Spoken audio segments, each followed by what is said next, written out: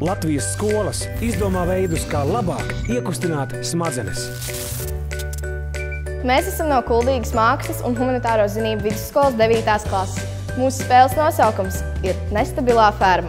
Spēles noteikumi ir diezgan vienkārši, kas ir balstīti uz mūsu spēku un tajā pašā laikā reakciju.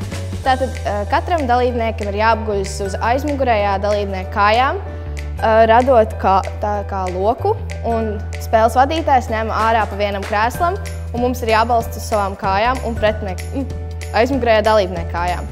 Tātad, kad tas ir izdarīts, spēles vadītāji ņem ārā krēslus, un pēc tam seko plaukšanāšana.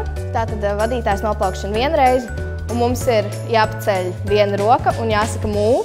Un tad, kad plaukšana 2 reizes, mums ir jāpaceļ abas rokas un jāsaka jā. Aiziet!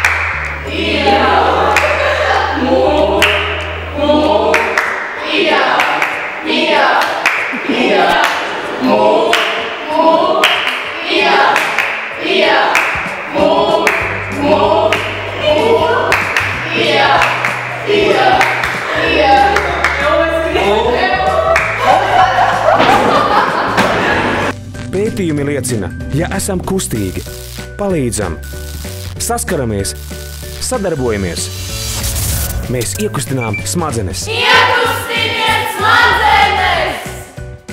Projekts Iekustini smadzenes.